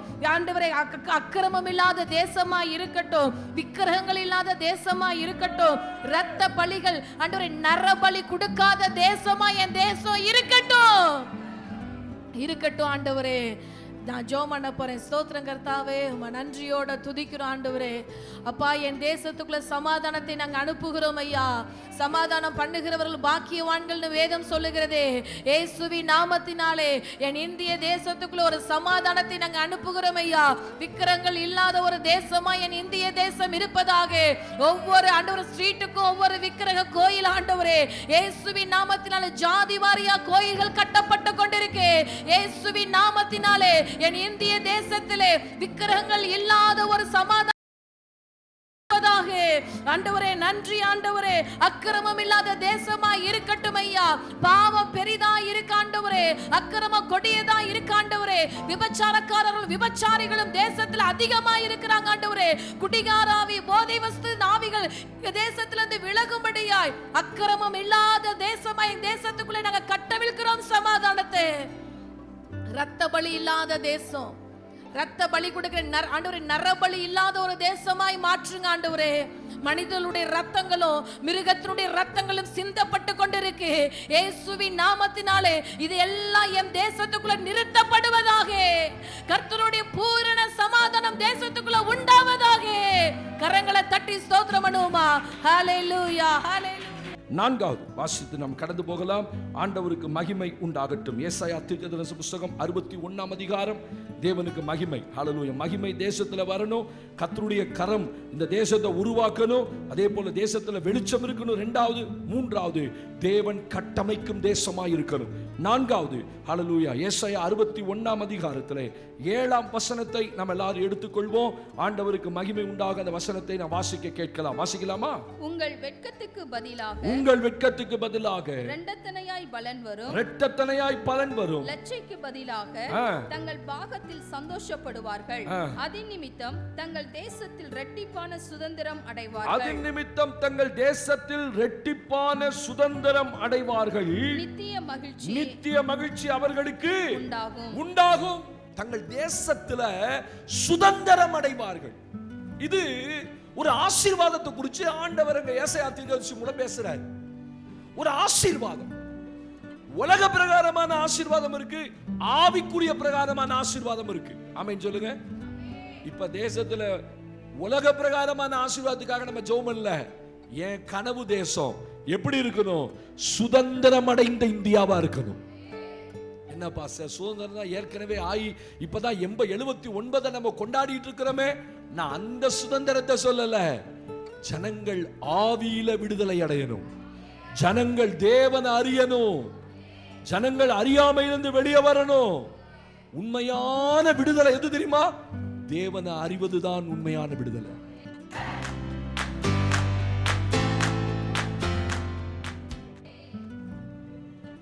காலையில வாசித்துக் கொண்டிருந்தேன். இந்த தேசத்துல இப்படிப்பட்ட தேசமா இருக்குது. 6 லட்சம் கிராமங்கள் இருக்காங்க. எத்தனை கிராமம்? அப்பா, 6 லட்சம் கிராமங்கள் இருக்கிறது. பட்டணங்கள் இல்ல, கிராமங்கள் மட்டும் 6 லட்சம். 800 சிட்டிஸ், மாவட்டங்கள், 800 மாவட்டங்கள் இருக்கிறது. நான் சொல்ல தோராயமா சொல்றேன், எக்ஸாக்டா சொல்லல. ஆமென். 6 லட்சம் கிராமங்கள், 800 மாவட்டங்கள், தேவனுக்கு மகிமை.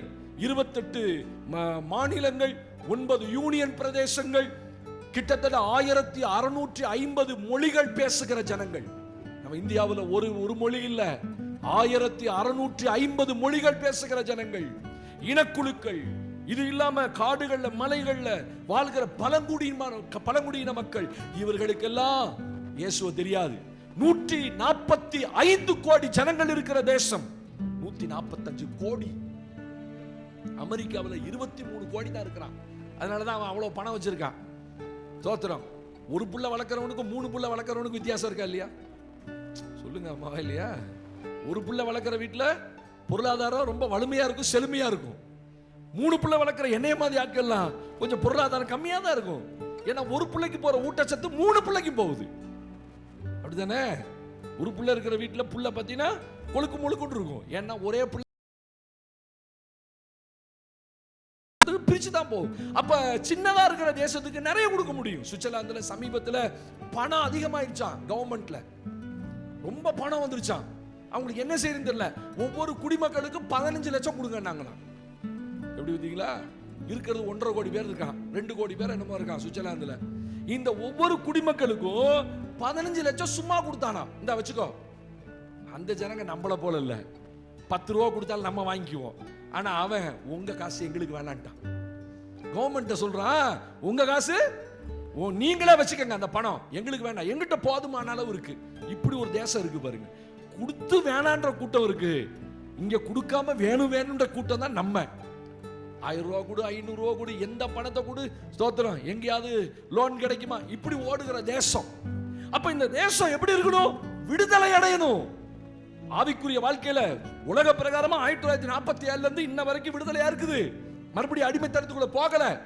ஆனா ஆவிக்குரிய ரீதியில எங்க ஜனங்க இன்னும் கட்டப்பட்டுதான் இருக்கிறாங்க. இந்த தேசத்துல இன்னைக்கு காலைல வாசித்து கொண்டிருந்தேன், 80.5% இந்துக்கள் இருக்கிறார்கள், 12.7% இஸ்லாமியர்கள் இருக்கிறார்கள், 3% கிறிஸ்தவர்கள் இருக்கிறார்கள், சீக்கியர்கள் 1%, ஜைனர்கள் 1%. இப்படி பாத்தீங்கன்னா ரொம்ப கம்மியா இருக்கிறது யாருன்னா கிறிஸ்டியானிட்டி தான், கிறிஸ்தவர்கள் தான். ஆண்டவர் அங்க ஜனங்களை தொட்டுக்கிட்டே இருக்கிறார். இப்ப 80, ஆமென், இந்த 3% கிறிஸ்தவம் இப்ப 80% மாறணும். 80 மட்டும் இல்ல, 100 மாறினா கூட சந்தோஷம் தான். அப்படியே எழுந்துங்க பார்ப்போம். இந்த தேசம் ரட்சிக்கப்படணும், இந்த தேசம் தேவனை அறியணும், ரட்சிப்பு பெருகணும். அதுக்காக கிராமங்களும் பட்டணங்களும் இந்தியாவில் இருக்கிற 6 லட்சம் கிராமங்கள்ல எத்தனையோ கிராமங்கள்ல திருச்சபைகள் இல்ல, எத்தனையோ ஜனங்கள், எத்தனையோ கிராமத்துல ஒரு கிறிஸ்தவம் கூட இல்ல. அப்படியே கைகளை உயர்த்தி சின்சியரா ஜெபம் பண்ணுங்க பாப்பா. இதுக்காக ஆண்டவருக்கு மகிமை.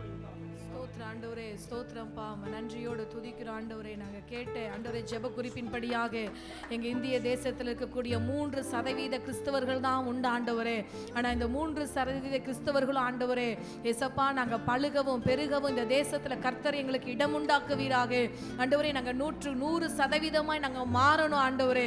அப்படி 100% எங்கள் இந்திய தேசத்தை மாறணும்னு சொன்னா ஆண்டவரே, எங்கள் தேசத்தில் ஆவிக்குரிய ஒரு ஆண்டவரே விடுதலை உண்டாவதாக. தேவனை அறிகிற அறிவு எங்கள் ஆண்டவரே பட்டணங்களுக்குள்ள நாங்க கட்டவிழ்த்து ஜெபிக்கிறோம் ஆண்டவரே.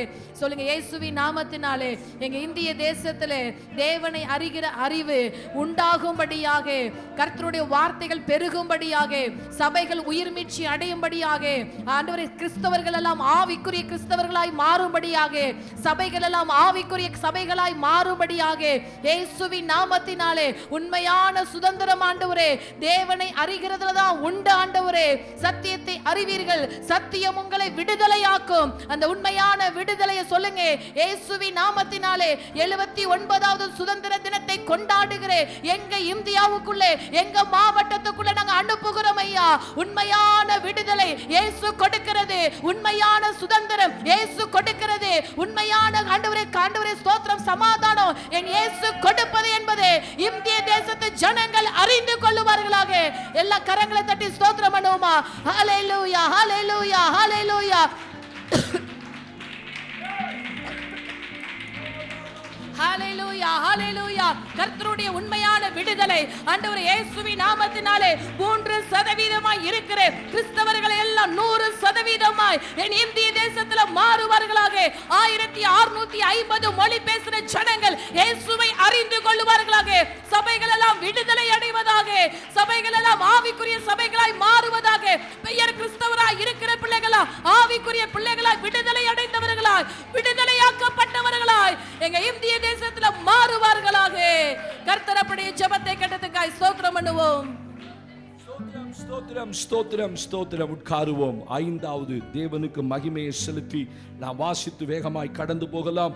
ஆண்டவருக்கே மகிமை உண்டாவதாக. ஹல்லேலூயா ஹல்லேலூயா. உன்னத பாட்டின் புத்தகம் 2ஆம் அதிகாரம் 12ஆம் வசனத்திலே ஒரு வசனத்தை நாம் வாசிக்க கேட்க போகிறோம். சுருக்கமாய் நாம் வாசித்து சீக்கிரமாய் ஒரு 10 நிமிடத்திலே முடித்து விடுவேன். ஆண்டவருக்கு மகிமை. உன்னத பாட்டின் புத்தகத்தை எடுத்துக்கொள்ளுங்கள். 2ஆம் அதிகாரம் 12ஆம் வசனத்தை. ஹல்லேலூயா. Song of Solomon chapter 2 verse 12. உன்னத பாட்டு 2:12 வாசிக்கிறோமா? பூமியிலே புஷ்பங்கள் காணப்படுகிறது. பூமியிலே புஷ்பங்கள் காணப்படுகிறது. குருவிகள் பாடும் காலம் வந்தது. குருவிகள் பாடும் காலம் வந்தது. காட்டுப்புறாவின் சத்தம். காட்டுப்புறாவின் சத்தம் நமது தேசத்திலே கேட்கப்படுகிறது. கைகளை உயர்த்தி ஒரு ஆமென் சத்தமா சொல்லுங்க. அல்லேலூயா. உன்னத பாட்டுல வாசிக்கிறோம். இந்த பூமியிலே புஷ்பங்கள் காணப்படுகிறது. குருவிகள் பாடும் காலம் வந்தது. இந்த ரெண்டு எப்ப நடக்கும்? வசந்த காலத்துல நடக்கும். அப்படின்னா என்ன? நல்ல மழை பெஞ்சு நல்ல செடிகள் கொடிகள் எல்லாம் பசுமையா மாறி அப்படி பூ பூக்கிற காலம் வரும். தேசத்துல அந்த ஒரு நிலைமை நமக்கு தெரியும். ஒவ்வொரு காலமும் வரும்போது, வெயில் காலம் வரும்போது இலைகளை எல்லாம் மரங்கள் உதுத்து விடும். ஏன் உதுக்குது? போதுமான தண்ணி கிடைக்கல இல்லையா? ஸ்தோத்திரம். இல்ல ஒரு ரகசியம் சொல்றேன். ஏன் தலையில முடியெல்லாம் கொட்டுது? அதுக்கு ஒரு ரகசியம் சொல்லி தரேன். அல்லேலூயா சொல்லுங்க. போதுமான சத்து முடிக்கு போகல. அதனாலதான் அந்த முடிய தன்னை உதுத்து விடுகிறது. தன்னால போதுமான சத்து இன்டேக் போச்சுன்னா முடி நல்லா வளரும்ன்றார் டாக்டர். நம்ம அதுக்கு கிரீம் அது இது ஷாம்பு போட்டு தலைக்கு தான் போறோமே தவிர இன்டேக் எடுத்தாதான், உள்ள சத்து போனாதான் முடி வளரும். அது போல இந்த செடி கொடிகள் ஏன் இலைய உதுக்குது? அதுக்கு போதுமான சத்து போல, தண்ணி இல்லை. ஆனா மழை பெய்யும் காலத்துல நல்ல செழிப்பா வளரும். அததான் சொல்லப்பட்டிருக்கிறது. குருவிகள் பாடும் காலம் வந்தது. காட்டுப்புறாவின் சத்தம் நமது தேசத்துல கேட்கப்படுகிறது. காட்டுப்புறாவின் சத்தம் கேட்குமா? இதுக்கு என்ன பாச ஆவிக்குரிய அர்த்தம்? தேவனுக்கு மகிமை. ஒரு ஆமென் சொல்லுங்க பாப்போம். தேசத்துல தேவனுடைய கிரியைகள் வரணும்.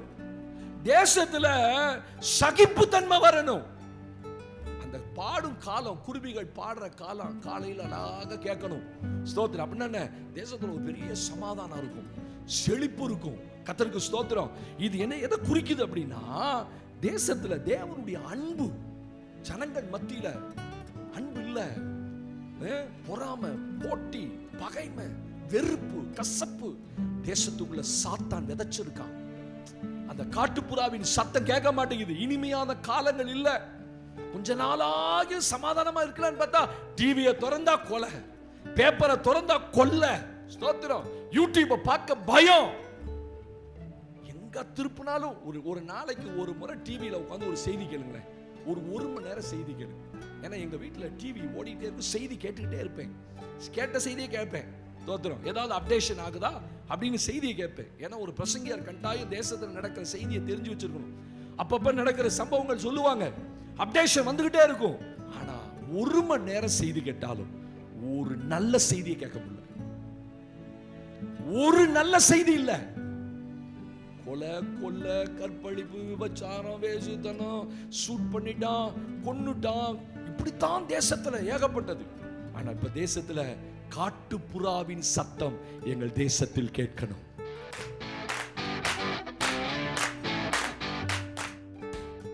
அப்படி ஒரு காலம் வரணும், ஒரு நல்ல காலம் வரணும். எங்க தேசத்துல சமாதானம் வரணும், எங்க தேசத்துல அன்பு மலரணும், தேவனுடைய அன்பு வரணும், ஜனங்களுடைய சகிப்புத்தன்மை பெருகணும். இன்னைக்கு சகிப்புத்தன்மையே இல்ல. பிரிவினவாதம் உண்டாக்கிட்டாங்க தேசத்துக்குள்ள, கசப்ப விதைச்சிட்டாங்க. நீ இந்து, நீ முஸ்லீம், நீ கிறிஸ்தவன், இப்படி பிரிச்சுட்டான். நம்ம எல்லாரும் ஒரே இந்திய தாயினுடைய பிள்ளைகள், இந்தியாவை சேர்ந்தவர்கள். ஆமென். தமிழ்நாட்டை சேர்ந்தவர்கள். தமிழர்கள் என்ற அந்த அந்த அந்த உரிமை, அந்த ஒரு பெரிய சந்தோஷம், இந்தியன் என்கிற பெருமை. ஸ்தோத்திரம். எல்லா நாட்டுக்காரனும் சொல்ல, I am very proud to be American, I am very proud to be a Canadian, I am very proud to be Italian அப்படிமா. உலகத்தில் இருக்க ஜனங்கள்லாம் தங்க நாட்டை குறித்து பெருமையா பேசுவாங்க. ஆனா எந்த இந்தியனும் I am very proud to be Indian சொல்ல மாட்டான். ஆனா நாம சொல்லுவோம், we are very proud to be Indian. இந்தியராய் இருப்பதை குறித்து நாங்கள் சந்தோஷப்படுகிறோம். ஆமென். எழுந்துள்ளுங்க. தேசத்துல அப்படிப்பட்ட ஒரு மாற்றம் வரணும். கசப்பு, வெறுப்பு எல்லாம் வெளியே போகணும். பகைமை வெளியே போகணும். தேவனுடைய அன்பு தேசத்துல ஊற்றப்படணும். தேவனே அந்த ஆண்டவரே அந்த ஏற்றுக்கொள்ளுகிற சகிப்புத்தன்மை எங்க தேசத்துக்குள்ள வரணும். அதற்காக கரங்களை உயர்த்தி ஜெபம் பண்ணும். அந்த காரியத்துக்காக ஸ்தோத்திரம். ஹல்லேலூயா, ஹல்லேலூயா, ஹல்லேலூயா, ஹல்லேலூயா, ஹல்லேலூயா. ஸ்தோத்திரம், ஸ்தோத்திரம். ஆண்டவரே உமக்கு நன்றி. ஐந்தாவதாக, தேசத்துக்குள்ள சகிப்புத்தன்மை உண்டாகணும். தேசத்துக்குள்ள அன்பு உண்டாகணும். ஆண்டவரை பார்த்து சொல்ல போற, ஆண்டவரே எங்க தேசத்துல இந்த அன்பை நாங்க கட்டவிழ்க்கிறோம். ஆண்டவரே சகிப்புத்தன்மையை கட்டவிழ்க்கிறோம். ஆண்டவரே நாங்க இந்த தேசத்துல இருக்கிற எல்லாரும் சகோதர சகோதரிகள் என்பதை நாங்க நினைக்க உதவி செய்வீராக. ஆண்டவரே எல்லா கசப்பை விதைத்திருக்கிற எல்லா சத்துருவின் கிரியைகளையும் சொல்லுங்க இயேசுவின் நாமத்தினாலே நாங்க வேரோட பிடுங்கி எரிகிறோம். ஆண்டவரே குடும்பங்களுக்குள்ள கசப்பு, சபைகளுக்குள்ள கசப்பு, தேசங்களுக்குள்ள கசப்பு, அந்த கசப்பு என்கிற அடிமைத்தனத்தையும் பிரிவினை என்கிற அடிமைத்தனத்தையும் உண்டாக்கி வைத்திருக்கிறேன். ஆண்டவரே விதைக்கப்பட்டிருக்கிற எங்க இந்திய தேசத்துக்குள்ள இருக்கக்கூடிய எல்லா பிரிவினை வாதங்களையும் இயேசுவின் நாமத்தினாலே ஆண்டவரே ஸ்தோத்திரம், காட்டுப்புறாவின் சத்தம் கேட்க கூடாதபடிக்கு இருக்கக்கூடிய எல்லா ஆண்டவரே சத்துருவின் கிரியைகளை சொல்லுங்க இயேசுவின் நாமத்தினாலே அந்த கலையை நாங்க பிடுங்குகிறோம். சத்துரு விதைத்திருக்கிற கலையை பிடுங்குகிறோம். சபிக்கப்பட்ட சத்துருவே, உன்னுடைய கிரியைகள் இன்னும் இந்த தேசத்துக்குள்ள பழிக்க கூடாதபடிக்கு என் ஜனங்க எல்லாருக்குள்ளையும் சகிப்புத்தன்மையையும் அன்பையும் கர்த்தர் விதைக்கும்படியாய் நாங்க ஜெபிக்கிறோம். ஆண்டவரே அப்படியா எங்க ஜெபத்தை நீங்க கேட்டு வருகிற நாட்களிலே சகோதர சிநேகத்தினால் எங்க தேசம் ஆண்டவரே நிறையட்டும்.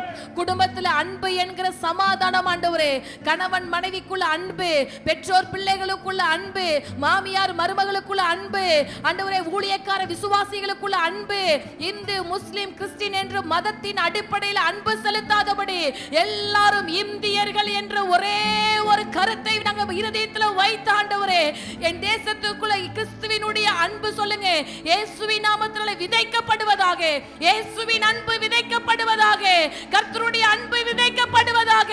இயேசுவின் நாமத்தினாலே ஆண்டவரே சத்துருவால விதைக்கப்பட்ட கசப்பு என்கிற ஆண்டவரே வேறே நாங்க அடியோட பிடுங்கி எறிகிறோம். ஆண்டவரே கர்த்தருடைய கரம் அன்பை செலுத்துகிறதாயும் சகிப்புத்தன்மை கொடுக்கக்கூடியதாயும் என் இந்திய தேசத்துல பரவலாய் ஜெபம் என்கிற விதையை நாங்க தூவுகிறோம். ஆண்டவரே கர்த்தர் அப்படியே ஜெபத்தை கெடுத்துக்காய் ஸ்தோத்திரம் பண்ணுவோம். ஆறாவது சீக்கிரம் வாசித்து முடிக்கலாம். உபாகமம் 11ஆம் அதிகாரம், உபாகமம் 11ஆம் அதிகாரம் 14ஆம் வசனத்தை வாசிக்கலாம். உபாகமத்தின் புத்தகம் 11ஆம் அதிகாரம் 14ஆம் வசனம். நீ உன் தானியத்தையும் உன் திராட்சரசத்தையும் உன் எண்ணெயும் நீ உன் தானியத்தையும் திராட்சரசத்தையும் எண்ணெயும் சேர்க்கும்படிக்கு நான் ஏற்ற காலத்தில் உங்கள் தேசத்துல முன்மாரியையும் பின்மாரியையும் பெய்ய பண்ணுவேன். ஒரு ஆமென் சொல்லுங்க பாப்போம். இந்த 14ஆம் வசனத்துல ஆண்டவர் சொல்றாரு, நீ உன் தானியத்தையும் திராட்சரசத்தையும் எண்ணெயும் சேர்க்கும்படி, கவனிங்க, சேர்க்கும்படி என்ன செய்வேனா, உன் தேசத்துல ஏற்ற காலத்துல முன்மாரியும் பின்மாரியும் பெய்ய பண்ணுவேன். என்ன, உன் தேசம் ஆசீர்வாதமான தேசமா இருக்கணும்.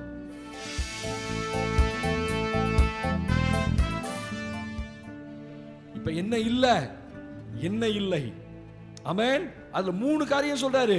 திராட்சரசம், எண்ணெய், கர்த்தர் தானியம், பஞ்சம். அந்த அளவு செழிப்பு இல்ல இந்தியாவுல. கவனிங்க, முடிச்சறேன். 20 கோடி பேர் ஒரு வேளை சாப்பிடாம இருக்காங்க. யாரா இருக்கீங்களா? நான் ஒரு நாளைக்கு ஒரு வேளை தான் சாப்பிடுறேன், நான் ரொம்ப கஷ்டப்படுறேன், பஞ்சத்துல இருக்கேன்.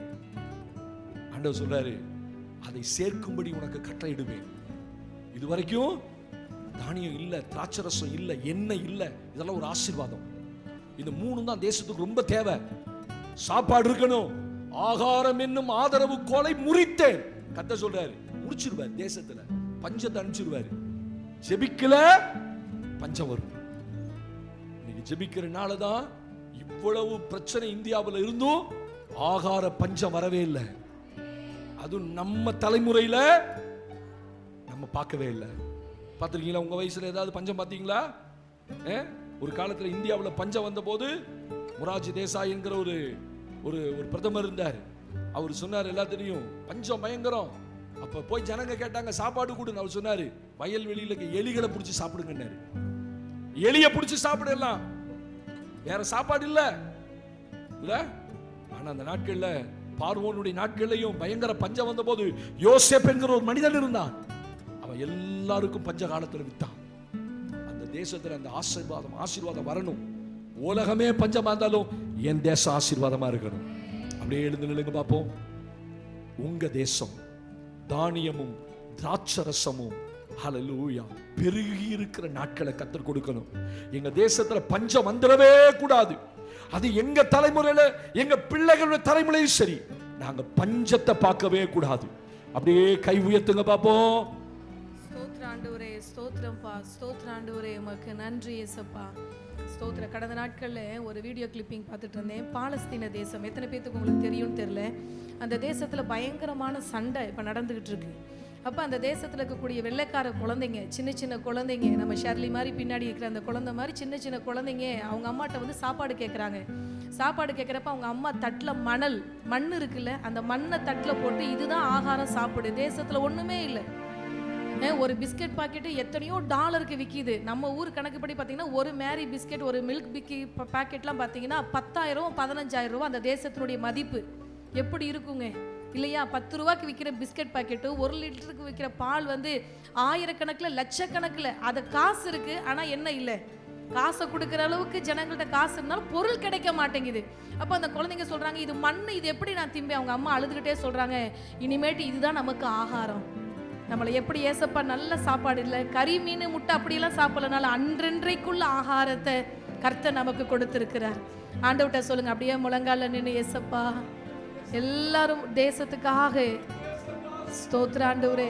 எவ்வளவு பஞ்சம் இல்லைங்க, நம்ம பிள்ளைங்க கேட்கறதுக்கு முன்னாடியே நம்ம சுட சுட ஆகாரம் சமைச்சு கொடுக்குறோம். ஆனால் அந்த தேசத்தில் எத்தனையோ தேசத்தில், நம்ம இந்திய தேசத்தில் 20 கோடி பேத்துக்கு ஒரு நேரம் ஆகாரம் தான், அதுவும் வயிறு ஃபுல்லாக கிடைக்கிறது இல்லை. போதுங்கிற அளவுக்கு திருப்தியுள்ள ஒரு ஆகாரம் இல்லை. ஆண்டவர்கிட்ட சொல்ல போற, ஆண்டவரே எங்க தேசத்துல அப்படிப்பட்ட ஆகாரம் என்கிற ஆதரவு கோல் ஆண்டவரே முறிக்கப்பட்டு போயிடக்கூடாது. என் தேசத்துல இருக்கக்கூடிய ஜனங்க ஆண்டவரே ஆசீர்வாதமா இருக்கணும்னா கர்த்தருடைய கரம் தேசத்துல விளங்கணும்.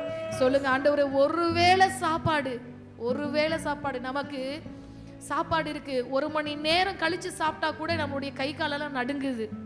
ஆனா ஒருவேளை சாப்பாடு கூட வயிறு முழுவதும் பூரணமான சாப்பாடு இல்லாம 20 கோடி பேர் இந்த தேசத்துல இருக்கிறாங்கங்க. ஆண்டவரே கர்த்தருடைய கரம் அப்படிப்பட்ட ஜனங்களை சந்திக்கட்டும். ஆண்டவரே ஒரு பயங்கரமான ஒரு பொருளாதாரத்துல பஞ்சம் எங்க தேசத்துக்குள்ள இருக்கு. ஆனா என் குடும்பத்தை நல்லா போஷிக்கிறீங்க.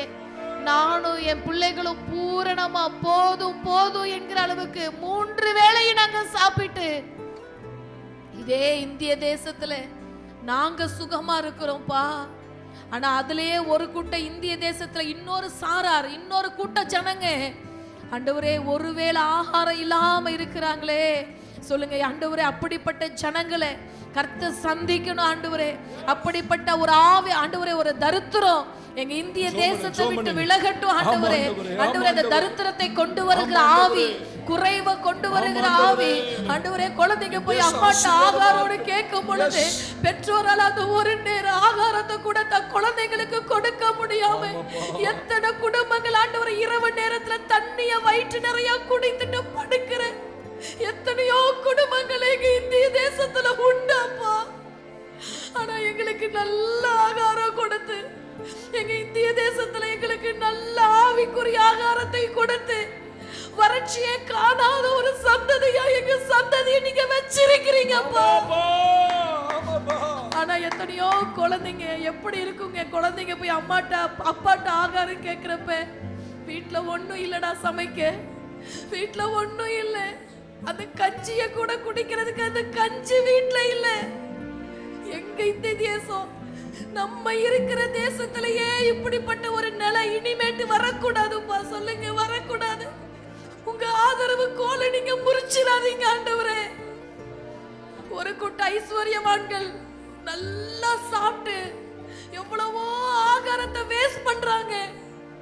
ஆனா ஒரு கூட்டம் குப்பை தொட்டியில் இருக்கக்கூடிய எச்சு சாப்பாட்டை சாப்பிட்டு தம் பிள்ளைகளுடைய வயிற்று நிரப்புகிற பெற்றோர் எத்தனையோ பேர் இந்த தேசத்துல இருக்காங்கப்பா.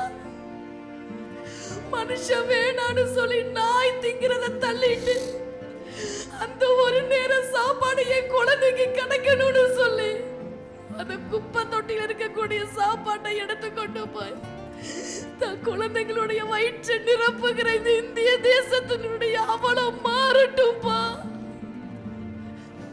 மாறட்டும்பா. உங்களை என்னையும் கர்த்தர் அப்படி வைக்கல. ஆனா நம்ம ஜோமனாம இருந்தா கர்த்தருடைய கரம் வந்துரும்.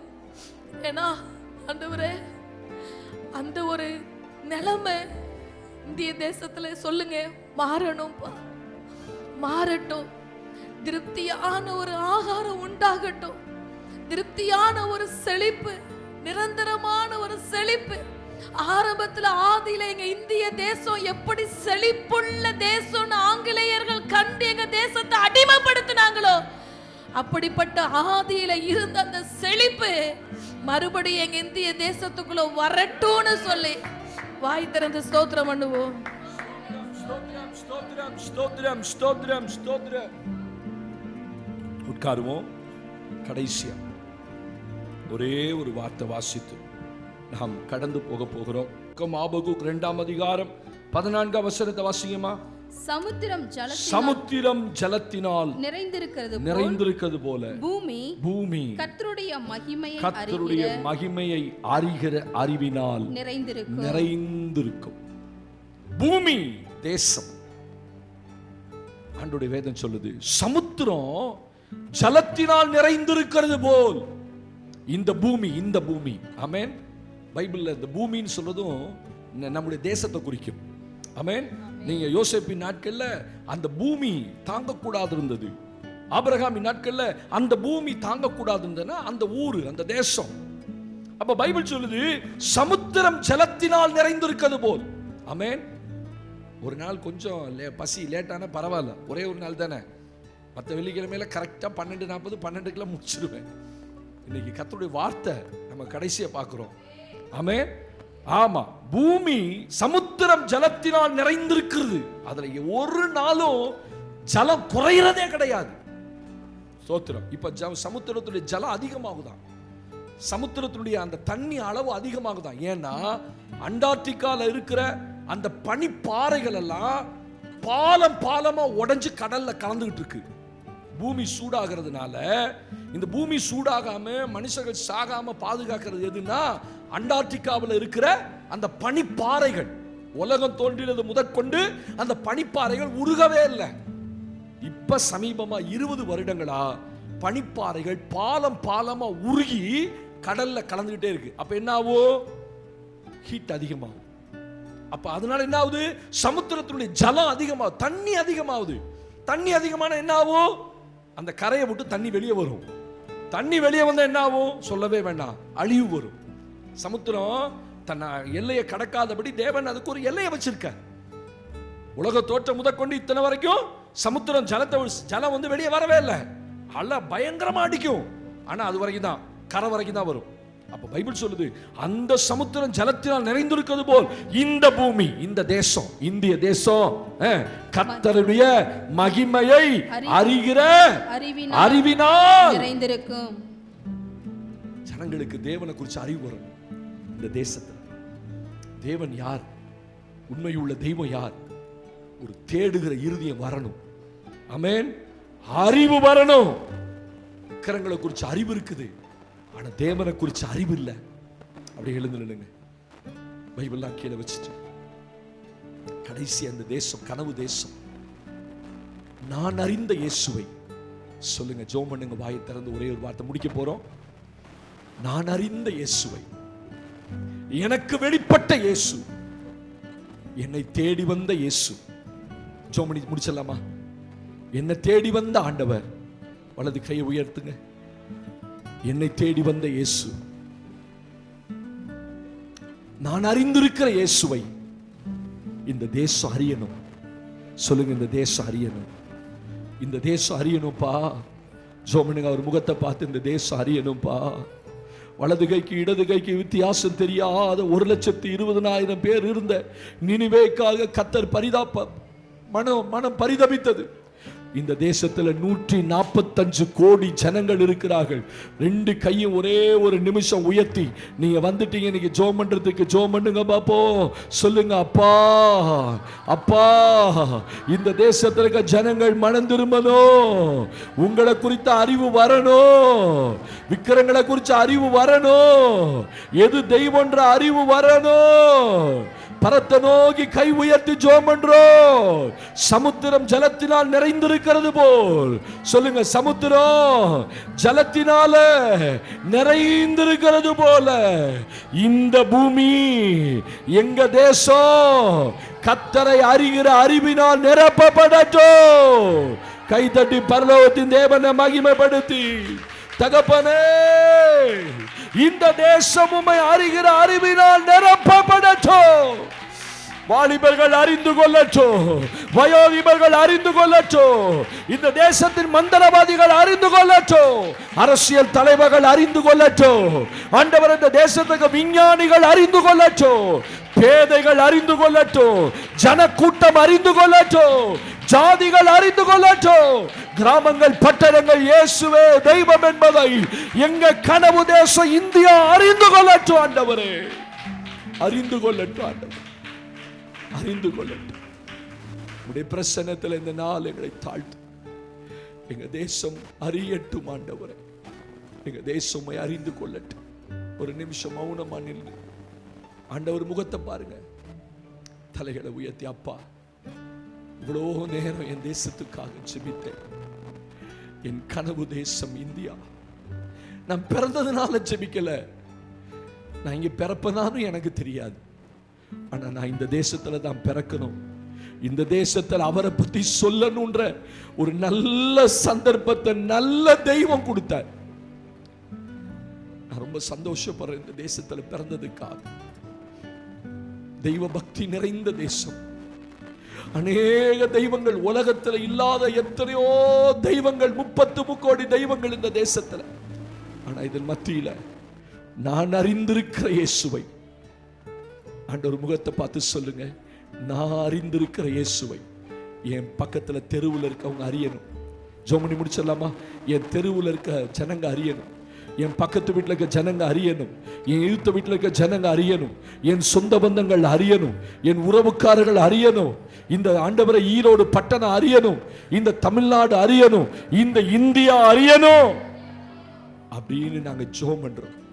இந்த தேசத்தை சந்தியும், இந்த நல்ல தேசத்தை ஆசீர்வதி. துதி கன மகிமை யாமக்கு செலுத்துகிறோம்.